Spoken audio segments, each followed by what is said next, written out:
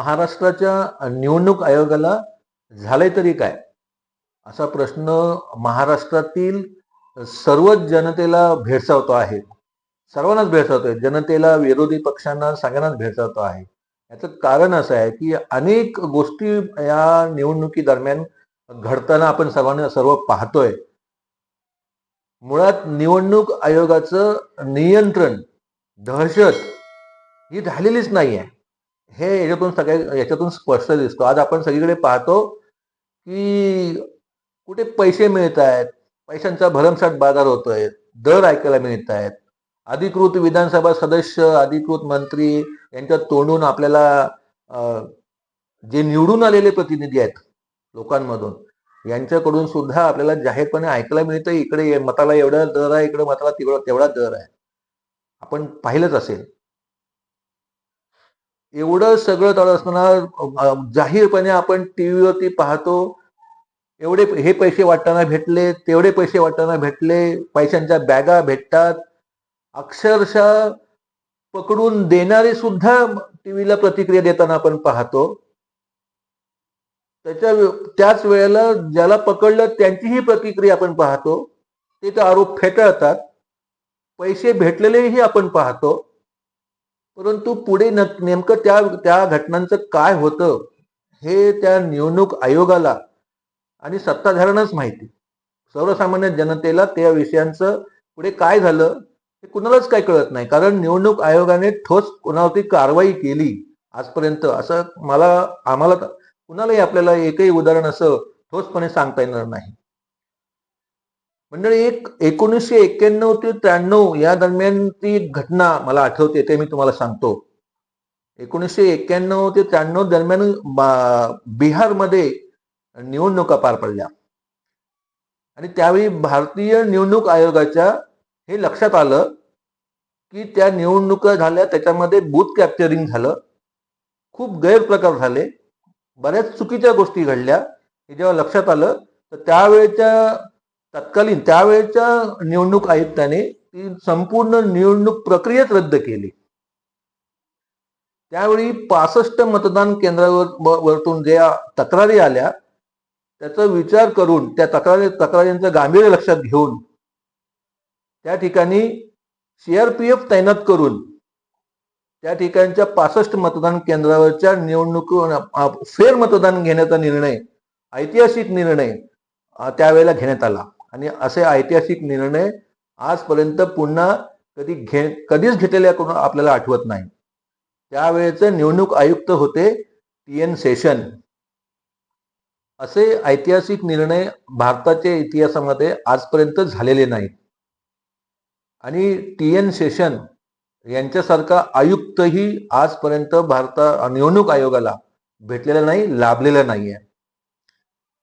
TN Seshan हे आयुक्त असे होते की त्यांचा दरारा, त्यांची भीती, त्यांची दहशत केवळ केंद्रीय मंत्र्यालाच नव्हे तर देशाच्या पंतप्रधानांच्या मनात सुद्धा होती.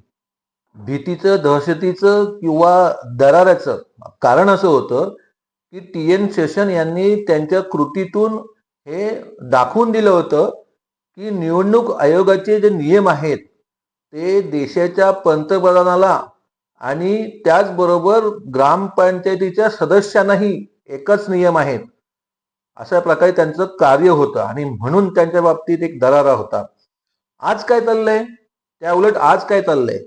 आज देशामध्ये प्रमुख विरोधी पक्ष अनेक म्हणजे ज्या निवडणुका झाल्या आत्ता, त्या निवडणुकांच्या बाबतीत ज्या काही निवडणुका झाल्या, विधानसभा निवडणुका झाल्या, तिथपासून देशातील प्रमुख विरोधी पक्ष वोट चोरी, मतदान चोरीबाबत किंवा अन्य तक्रारी करत आहेत, ईव्हीएम मशीन बाबत आक्षेप मांडत आहेत.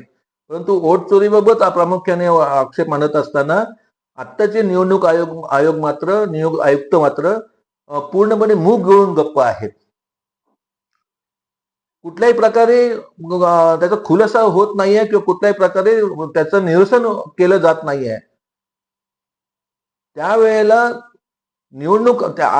अशाच वेळेला TN शेषन यांच्याकडे त्यावेळेचे सत्ताधारी, काँग्रेस सत्ता होती, त्या काँग्रेसमधले एक पुढारी टी.एन. शेषन यांना भेटायला गेले होते. ते म्हणाले होते टी.एन. शेषन यांना, जरा तुमचे निवडणूक आयोगाचे नियम खूप कडक आहेत, त्याचा आम्हाला त्रास होतोय, त्या निवडणूक आयोगाच्या नियमांमध्ये शिथिलता आणा. त्यावेळेला टी.एन. शेषन यांनी ठणकावून सांगितलं होतं त्यावेळेला की मी निवडणूक आयोगाचा निवडणूक आयुक्त आहे, मी जनतेचा नोकर आहे, तुमच्या पक्षाचा वर्कर नाही. आणि गेट आउट सांगून त्यांनी त्यावेळेला त्या पुढाऱ्याला बाहेर जायला सांगितलं होतं. असे होते ते टी.एन. शेषन निवडणूक आयुक्त. आज असे आयुक्त भेटतील का आपल्याला? असे आयुक्त पुन्हा भेटतील का? या प्रतीक्षेत आपण सगळी जनता आहे.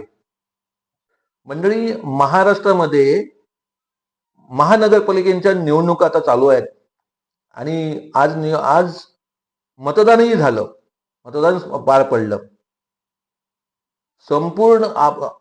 या संपूर्ण निवडणूक प्रक्रियेदरम्यान आज सुद्धा दिवसभर अनेक ठिकाणी मारामाऱ्या, भांडणं, मतदानाच्या दिवशीही पैसे वाटपाचे प्रकार आपल्याला टीव्हीच्या माध्यमातून, बातम्यांच्या माध्यमातून पाहायला मिळालं. निवडणूक आयोग आत्ताच करतोय काय? पुन्हा प्रश्न येतो, निवडणूक आयोगाचं दहशत, निवडणूक आयोगाचं नियंत्रण आहे का? संपूर्ण भारतामध्ये ज्यावेळेला विरोधी पक्षाकडून किंवा जनतेतून ज्यावेळेला ईव्हीएम मशीन बाबत ज्यावेळेला आक्षेपार्ह असा निवडणूक आपल्या ईव्हीएम मशीन बाबत आक्षेप मानला जातो, त्यावेळेला निवडणूक आयोग त्याबाबत दखल घेत नाहीच. परंतु संपूर्ण देशातून मागणी असताना की बॅलेट पेपरवरती निवडणुका घ्या, मतदान घ्या, तर निवडणूक आयोग त्या बाबतीतही निर्णय घ्यायला तयार नाही. निवडणूक आयोग आपलं म्हणणं मांडतं की बॅलेट पेपर, मतपत्रिका मोजण्यासाठी 2 ते 3 दिवस जातील, फार मोठा वेळ जाऊ शकतो, असं निवडणूक आयोगाचं त्यावर म्हणणं आहे. परंतु मंडळी, आपल्याला आठवत असेल, मागच्या महिन्यामध्ये नगरपंचायती निवडणुका झाल्या. त्यावेळेला जे मतदान झालं 2 तारखेला आणि 3 तारखेला निकाल लागणार होता, परंतु तोही निकाल त्यांनी 21 तारखेला पुढे ढकलला. म्हणजे मधले 18 दिवस निवडणूक आयोगाने ते मतदान यंत्र, ईव्हीएम मशीन सांभाळण्याची तयारी दाखवली. म्हणजे तुम्ही 18 दिवस ईव्हीएम मशीन सांभाळणार, त्याला तयार आहात, त्यासाठी येणारा खर्च करायला तयार आहात, सुरक्षा यंत्रणा ताण येतं ते त्यासाठी तयार आहात, सीसीटीव्ही लावले जातात, ह्या सगळ्या गोष्टींसाठी तयार आहात. परंतु 2-3 दिवस बॅलेट पेपरवरती मतदान घ्यायला, ते मतपत्रिका मोजणी करण्यासाठी 2 ते 3 दिवस जातात. त्यासाठी निवडणूक आयोग तयार नाहीये का? असं म्हणजे तुम्ही एका साईडला मतदान यंत्र सांभाळायला 18 दिवस तयार आहात, परंतु 2 ते 3 दिवस जातील म्हणून ते तसं कारण देऊन लोकांच्या मनातली शंका दूर करायला आपण तयार नाही आहात. अशा प्रकारे निवडणूक आयोगाचं काम चालू आहे. मागच्या महिन्यात जी नगरपालिका निवडणूक झाली त्या बाबतीत सुद्धा निवडणूक आयोगाचा भोंगळ कारभार आपल्याला पाहायला मिळाला. निवडणूक जे कार्यक्रम जाहीर केला त्याच्यामध्ये सुद्धा त्यांनी अचानक बदल केला. मतदान ज्या दिवशी असतं त्याच्या आदला दिवस हा पूर्णपणे मोकळा ठेवलेला असतो आणि त्या दिवशी प्रचाराला परवानगी नसते. मतदानाच्या आदल्या दिवशी सायंकाळी 5 किंवा 6 वाजता प्रचार संपतो. परंतु मागच्या नगरपालिका निवडणुकीमध्ये ऐन वेळेला निवडणूक आयोगाने त्याच्यामध्ये तो मधला जो दिवस असतो तोही दिवस त्यांनी वाढवला आणि रात्री 10 वाजेपर्यंत प्रचाराची मुभा वाढवली. हे कितपत योग्य आहे? हे असं अचानक निर्णय घेऊन निवडणूक आयोग नेमकं काय भूमिका घेतो, कोणाच्या बाजूने भूमिका घेत आहे, कशासाठी भूमिका घेत आहे? त्यानंतर त्यांनी ज्या दिवशी मतदान प्रक्रिया प्रत्यक्षात 2 तारखेला झाली, त्या मतदान प्रक्रियेच्या दिवशी दुसऱ्या दिवशी 3 तारखेला निकाल लागणार होता, तो रद्द करून 21 तारखेला निकाल देण्यात येईल. का? तर काही हाताच्या बोटावर मोजण्या इतक्या नगरपंचायत, नगरपालिका निवडणुका पुढे घेतल्या होत्या. त्यांचं मतदान झाल्यानंतर हे एकत्र निकाल लावण्यात येईल असा निर्णय घेण्यात आला. म्हणजे सर्व काही अनागोंदी कारभार निवडणूक आयोगाचं आपल्याला सगळ्यांना पाहायला मिळतंय, अनुभवायला मिळतंय. म्हणजे निवडणूक आयोग हे स्वायत्त यंत्रणा आहे, त्यांना स्वतंत्र अधिकार आहे, परंतु हेच निवडणूक आयोग सत्ताधाऱ्यांच्या वळतणीला म्हणजे सत्ताधाऱ्यांच्या ताटाखालचं मांजर झालेलं आहे की काय, असं शंका निर्माण होते. अशी शंका निर्माण होण्यासारखं निवडणूक आयोगाकडनं काम होत आहे. सगळीकडे जनमानसामध्ये निवडणूक आयोगाच्या बाबतीत प्रचंड असंतोष, अविश्वास तयार झालेला असताना अशा परिस्थितीत हे महानगरपालिकेच्या निवडणूक अंतिम टप्प्यात आलेले असताना अगदी मतदानाच्या आदल्या दिवशी पाडू नावाचं यंत्र त्या ईव्हीएम मशीनला जोडण्याचा निर्णय आयोगाकडून घेण्यात आला. म्हणजे आधीच ईव्हीएम मशीनच्या बाबतीत संशय निर्माण असताना, त्याबाबत आक्षेप नोंदवलेला असताना त्या ईव्हीएम मशीनला हे नवीन यंत्र, ज्या यंत्राबाबतीत आता आपण टीव्ही चॅनल्सनं सोशल मीडियाच्या बाबतीत अनेक लोकांच्या प्रतिक्रिया ऐकल्या, अनेक म्हणजे तज्ज्ञ लोकांच्या प्रतिक्रिया ऐकल्या, तर अनेकांना हे पाडू नावाचं मशीन नेमकं काय आहे, कसं असतं हेही माहिती नाही आहे.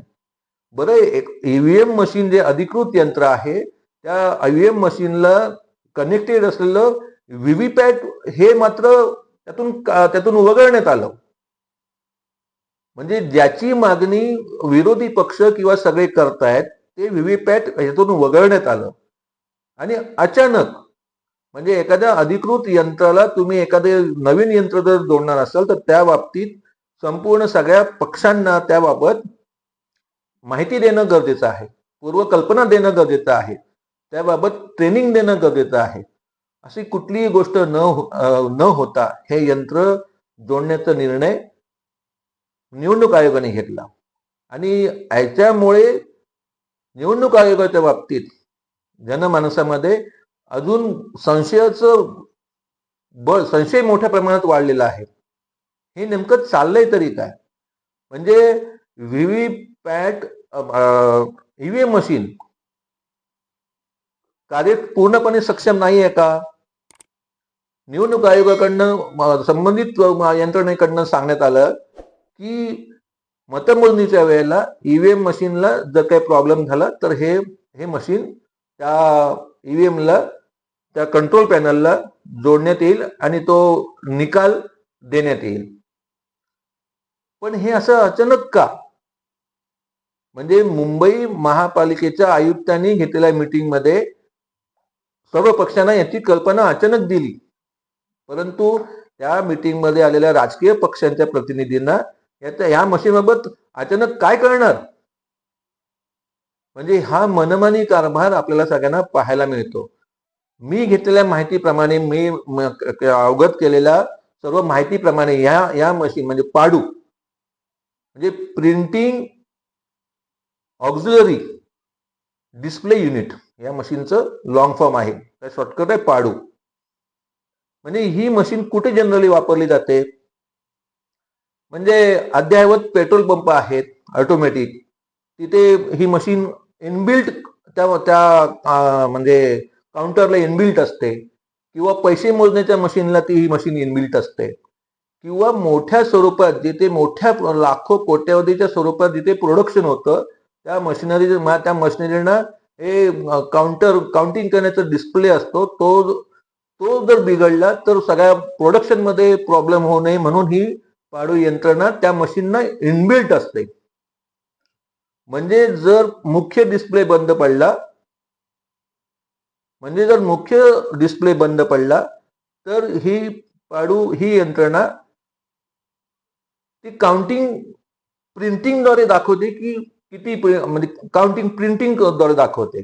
असं ही यंत्रणा या मशीनचं काम आहे. परंतु कुठलीही मशीन असो, हे अचानक एखादा यंत्र, मग हे यंत्र जोडण्याऐवजी विरोधी पक्ष सर्व विरोधी पक्ष देशातले म्हणजे व्हीव्हीपॅटची मागणी करतायत मुळात. आणि हे यंत्र केवळ मुंबईतच का? संपूर्ण महाराष्ट्रात महानगरपालिकेची निवडणुका चालू आहेत, मग संपूर्ण महाराष्ट्रातील निवडणुकीच्या काळजी निवडणूक आयोगाने घेतली पाहिजे ना, केवळ मुंबईतच का? बरं, मुंबईमध्ये 227 227 वॉर्डची ही निवडणूक आहे. मग 227 ह्या मशीन का नाही जोडत? फक्त 140 ठिकाणीच का? बरं, जी मॉक टेस्ट मतदानाची जी सकाळी जी मॉक टेस्ट केली जाते त्यावेळेला आम्ही ट्रेनिंग देणार, ह्या मशीनची माहिती देणार, ह्या मशीनची ही माहिती देणार असं संबंधित यंत्रणेकडून सांगण्यात आलं. मग 140 तुम्ही जर मशीन वापरणार असाल तर याचा अर्थ 140 मतदान केंद्रावरती तुम्ही याची ट्रेनिंग देणार. मग बाकीचे 87 जे वॉर्ड आहेत, मतदान केंद्र आहेत, तिथे ही ट्रेनिंग होणार नाही. मग त्यांचं काय? म्हणजे इतका सावळा गोंधळ निवडणूक आयोगाकडनं धडधडीतपणे चालू आहे. नेमकं हे कशासाठी? म्हणजे 227 मी केंद्रीय निवडणूक आयोग यांच्याकडनं असं सांगण्यात आलेलं आहे एक वेळेला की संपूर्ण भारतामध्ये 20 लाखाच्या आसपास ईव्हीएम मशीन आपल्याकडे आहेत. मग मुंबईमध्ये 227 मतदान केंद्रावरती जर मशीन लागणार असतील तर त्या 20 लाख मशीन मध्ये 500 ते 1000 पूर्णपणे सक्षम अशा ईव्हीएम मशीन मिळू शकत नाहीत. एकीकडे देशाचे पंतप्रधान वन नेशन वन इलेक्शन अशी घोषणा करतात किंवा असं स्वप्न पाहतात आणि साध्या एका मुंबईचं मतदान निष्पक्षपणे किंवा निर्दोष पद्धतीने घेऊ शकत नाहीत. 227 जर वॉर्ड आहेत, 227 मशीन जर मुंबईत लागणार आहेत तर सगळ्यासाठीच तुम्ही काळजी घ्या ना. म्हणजे जिथे यंत्राचं बिघाड होईल तिथे हे मशीन जोडलं जाणार आहे. हे अतिशय अविश्वसनीय आणि अतिशय म्हणजे ह्या निर्णयामुळे संशयाला मोठं बळ प्राप्त होतं आणि म्हणूनच निवडणूक आयोग हे सत्ताधाऱ्यांच्या ताटाखालचं मांजर बनलेलं आहे की काय असं वाटायला पूर्णपणे जागा निर्माण होते. मंडळी, आपलं या सर्व गोष्टीवरती, आपल्या या निवडणूक आयोगाच्या भूमिकेवरती आपलं काय मत आहे हे जरूर आपण मांडा. आणि भारतीय लोकशाहीमध्ये टी.एन. शेषन यांच्यासारख्या निवडणूक आयुक्ताची पुन्हा गरज आहे, हे योग्य आहे की नाही हे सांगा. धन्यवाद.